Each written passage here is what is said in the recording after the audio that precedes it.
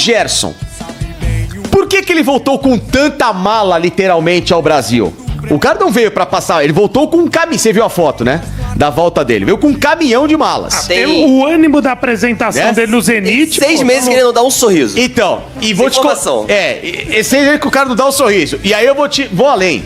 O Veloso, no canal dele, trouxe a informação de que o Anderson Barros foi, e a informação também confirmada pelo nosso guru aqui, eles trouxeram a informação que o Barros foi à Rússia, antes da final da Libertadores, para conversar com o Zenit sobre Nino, e o Gerson tava em pauta. E aí que é a pergunta. O cara veio com um caminhão de mala, filho, caramba, pra cá, tudo. É só pra passar o fim de ano tudo aquilo? Não, eu acho muito improvável a gente não ter muitas notícias sobre negociações sobre o Gerson, porque ele claramente, ele dá todos os sinais de que ele não está feliz na Rússia, o Zenit não está feliz com ele, foi um negócio que não foi bom pra ninguém, e muito dessa infelicidade se dá porque o Gerson acaba recebendo uma proposta do Al Nassr de Jorge Jesus no meio do ano, durante a Copa do Mundo de Clubes, pra ir pra Arábia Saudita quando ele já estava certo com o Zenit. Só que o BAP e o Flamengo já tinham dado o ok, o aval para o Zenit, e não queriam quebrar a palavra com o clube russo pra que porque no caso, os dois teriam ali, pagavam multa, e aí era de quem levasse, podia ser qualquer um. Só que o Flamengo já tinha palavra com o Zenit. Lembrando, acordo encaminhado pelo pai do Gerson, diferente do Carlos Leite, né? Perfeito, E aí rachou a história. Exato. E aí, como ele não vai para a Arábia Saudita, ele claramente demonstra sua insatisfação desde o princípio. O Gerson não demonstra nenhum sinal de que se adaptou minimamente à Rússia, tanto é que ele não tem uma minutagem muito boa lá, a participação de gols e assistências dele é muito abaixo do potencial, né? É inexistente. Então eu acho muito difícil de fato o Gerson continuar no Zenit, só que a gente sabe como é negociar. Flamengo, portas fechadas. Eu acho que não tem a menor chance de fato, porque não foi a primeira vez. Já teve a saída dele lá em 2021. Desgaste com o pai, né, também, né? E tem já notícias de que o Flamengo já não aguentava mais o pai, a gente, Marcão, que tem uma relação muito difícil de fato, porque ele é responsável pela gestão de carreira do filho. E é uma gestão muito complicada, são escolhas muito questionáveis, então assim... Lembrando que é uma gestão dupla, né? Porque é ele com o Carlos Leite, né? Perfeito. Então é uma situação que deixou muita gente no Flamengo muito incomodada, então pra mim a chance é zero de fato, pelo que falam no Flamengo a chance é zero. Só que a gente sabe como é negociar com o time russo, né? Todo mundo sabe o quão difícil é tirar um jogador da Rússia. Isso vale tanto para o Gerson quanto para o Nino. Claro. Porque o Nino também tem o interesse do Fluminense, o Fluminense quer repatriá-lo. Surge hoje a informação de que o Cruzeiro também tá buscando o Nino. Sim. Então no final das contas a gente vai ver as notícias muito parecidas de Flamengo, Palmeiras e Cruzeiro querem um jogador específico. Vai ficar JP, sobre o Nino que você falou, a informação que veio lá do Jornal Globo é de que ele acertou com o Fluminense, dependendo agora dos clubes. Isso é verdade ou, no caso, o Nino ainda tá aberto a qualquer clube? Não, o Nino, ele tem ali uma relação muito grande de idolatria com o Fluminense, de fato, por isso o retorno dele pro Fluminense é encaminhado nesse sentido entre o jogador e o atleta, entre o jogador e o clube, de fato tudo certo por causa disso, por causa dessa boa relação, as partes chegam a um acordo, só que é o que eu falo.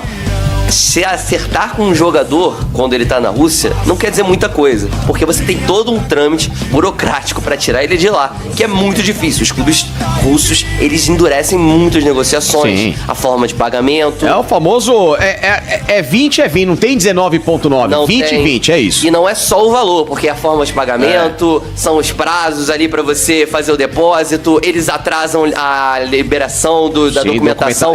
Eu vou lembrar aqui que o Carrascal, que hoje tá sendo super falado no Flamengo positivamente, ele foi o último reforço que chega no Flamengo lá do clube russo, onde ele tava, em Moscou, porque o clube atrasou a liberação dele. Exato. Mesmo já estando acertado desde o meio do ano, basicamente. Perfeito, é isso mesmo. E aí tem o Samuel Lino que chega, tem o Emerson Royal, tem o próprio Saul, e ele é o último. Ele é o último por causa disso. Então, assim, é difícil você negociar com um time russo, e eu tenho curiosidade para ver como será do Gerson, porque eu não acho que eles vão encaminhar com tanta tranquilidade assim, porque eles querem recuperar o investimento. E o Nino também, né?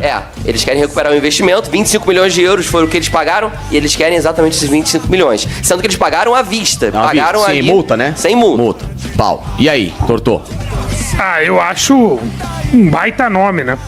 Porque quando a gente fala de perfil de contratação, existe uma diferença grande do Palmeiras e Flamengo no sentido de jogadores com atitude, jogadores com liderança. Quando a gente fala do Souza, o cara com liderança. Quando a gente fala com o Gerson, é o cara com liderança. O Gerson, com todos esses problemas, ele era capitão do Flamengo. Sim. Quando a gente fala de Nino, capitão, campeão do Fluminense, jogador de seleção brasileira. Então eu acho que pelo menos no mapeamento o caminho tá certo. Porque não adianta você ver um jogador renomado, seleção brasileira, Premier League, mas o Andrés Pereira não tem esse perfil. E faltou muito. O Flamengo tá cheio de cobrão, né? E a gente viu recentemente o Corinthians também, com todas as dificuldades, jogadores que têm esse lance de ter liderança, de ter atitude. Então acho que o Palmeiras tem que abrir mão um pouco de grana nesse momento, para que venha jogadores, pelo menos uns 2, 3 com essa característica, porque hoje eu só vejo o Gustavo Gomes assim. E esse vai ser um mercado muito forte justamente por isso, porque a gente viu um investimento muito pesado do Flamengo na janela do meio do ano passado e, consequentemente, a gente vai sempre dobrando a aposta. A gente tinha um teto ali de quanto o futebol brasileiro chegava em contratação, alcançou ali os 10 milhões de euros, foi o primeiro passo. Eu lembro que foi com o Gabigol, quando o Flamengo contratou o da Inter de Milão, e aí a gente quebra a barreira dos 20 milhões de euros, o Flamengo já tá ali com o Samuel Lino com 22, daqui a pouco a gente pode chegar numa barreira que vai ser de 25, 30. A 25 já foi que o Palmeiras bateu com o Vitor Roque. 25 já foi com o Vitor Roque, perfeito. E pode chegar a 30 daqui a pouco. Então, assim, a gente vai escalonando e com esse mercado que tá cada vez mais inflacionado por causa de Flamengo, Palmeiras, claro, Cruzeiro, Botafogo também. É uma bolha, né? A gente vai ter investimentos com valores altíssimos por jogadores que são já experientes e jogadores renomados, porque precisa ter. Pra você competir com o Flamengo e o próprio Palmeiras, você precisa ter jogadores que são renomados, jogadores que são cobras da bola, como você bem citou. Acho que é a definição perfeita. Ronaldo perguntando, né? Gerson vem? Até agora não tem nenhuma proposta oficial pelo Gerson. Palmeiras monitora ainda a situação. O 0-1 do Palmeiras ainda é o John Arias. O Palmeiras ainda tenta com o John Arias, tenta convencer o John Arias, porque quem trabalha com o John Arias não quer que ele volte ao futebol brasileiro, não tem a mínima intenção de facilitar essa vinda do John Arias para o futebol brasileiro, até porque ficaria com essa marca de putz, foi um jogador que bateu e não deu certo. Eles não querem deixar essa marca, né, de não deu certo para o John Arias. E realmente, cara, não é que ele não deu certo. O time que ele tá é uma porcaria de time. É um time muito ruim.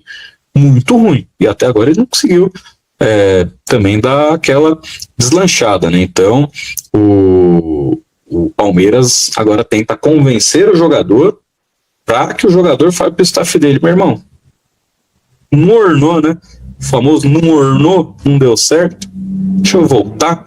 Então, é isso que o Palmeiras trabalha, mas vai demorar ainda para conseguir sair, né, dessa estaca e para trazer o Arias, né? O Ivan falou, negociação com o Arias vai ser igual a do Andrés Pereira. Igual não vai ser, porque os valores não chegarão nem perto dos valores do Andrés Pereira. Vai ser sempre mais do que o dobro para conseguir trazer o John Arias. O Andrés foi uma outra situação, né? Ele ia acabar o contrato dele no meio do ano, né? No meio do ano que vem. Ele só tinha mais um ano de contrato, não quis renovar, então o Fulham meio que se viu obrigado a negociar, porque, pô, você vai ficar mais uma temporada pro cara e o cara não vai ficar, então melhor já vender o cara, né? Marcelinho Show mandou, né? Pô, Solero, Veiga não vale isso. Então avisa o Palmeiras. Se for pegar precificação com base em performance nos últimos 2 anos, idade, lesões, potencial de venda futuro, o Veiga não vale mais de 30 milhões de reais. O Palmeiras acha totalmente o oposto disso. O Palmeiras ainda acha que é um jogador na casa dos 10 milhões de dólares, pelo menos. Então, o Palmeiras não vê o Veiga com essa desvalorização gigantesca de mercado. Até porque o Palmeiras já recebeu algumas propostas perto dessa casa durante a Copa do Mundo de Clubes da FIFA de times dos Estados Unidos e não quis fazer a negociação com o Rafael Veiga. Então, por isso que eu sempre digo aqui, se pintar alguma coisa dos Estados Unidos, pode ser que saia alguma negociação, porque foi o mercado que chegou mais perto do valor que o Palmeiras gostaria, aí na casa dos 60 milhões de reais pelo próprio Rafael Veiga. O Sérgio Novelli. Esse momento é assim mesmo, cada janela é um desgaste terrível. Fake news, ninguém aguenta mais isso. Diz, esquece John Arias.